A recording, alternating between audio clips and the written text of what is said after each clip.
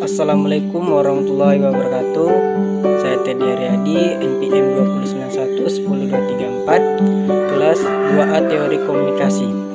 Pada kesempatan kali ini saya akan menyampaikan 5 teori komunikasi dalam komunikasi kelompok. Yang pertama ada teori keseimbangan. Teori ini dikemukakan oleh Heidegger yang menjelaskan bahwa suatu yang tidak seimbang akan menimbulkan ketidakselarasan dan ketegangan sehingga menimbulkan tekanan dalam hubungan. Keadaan seimbang akan muncul bila hubungan antara ketiganya memiliki sifat positif dalam berbagai hal atau jika terdapat dua sifat negatif dan satu positif.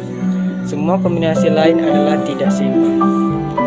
Kedua itu teori sesiometris. Teori ini adalah salah satu dari teori komunikasi kelompok yang dikemukakan oleh Moreno dan dikembangkan oleh Jennings dan para ahli lainnya. Teori ini berhubungan dengan daya tarik dan penolakan yang dirasakan pada suatu individu terhadap individu lain dengan adanya implikasi perasaan dalam pembentukan dan struktur suatu kelompok. Ketika individu tertarik dengan individu lain dan saling menempatkan diri pada kedudukan yang paling tinggi, maka individu tersebut akan lebih mendominasi untuk berkomunikasi dengan individu lain dalam suatu kelompok hingga terbentuk kubu-kubu yang saling membenci.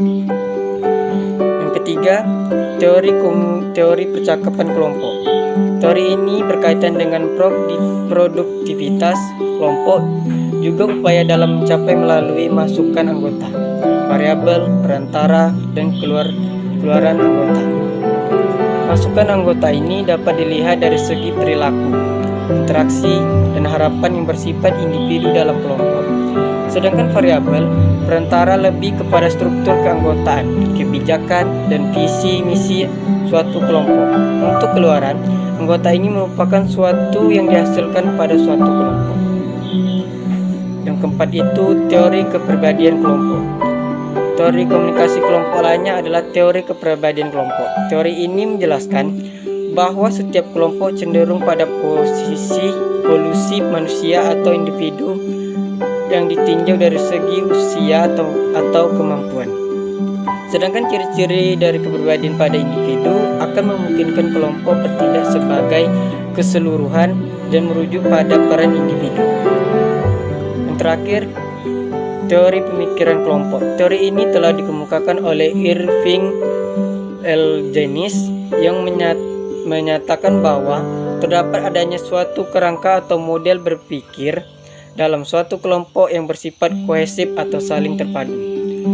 Hal ini disebabkan oleh adanya situasi di mana suatu kelompok tersebut telah mengambil keputusan dalam kebijakan salah yang disebabkan oleh suatu tekanan, maka mengakibatkan turunnya efisiensi mental setiap individu dalam kelompok tersebut, sehingga terjadilah konflik dalam suatu kelompok karena perbedaan pendapat. Hanya itu yang dapat saya sampaikan pada kesempatan kali ini. Lebih dan kurang saya mohon maaf.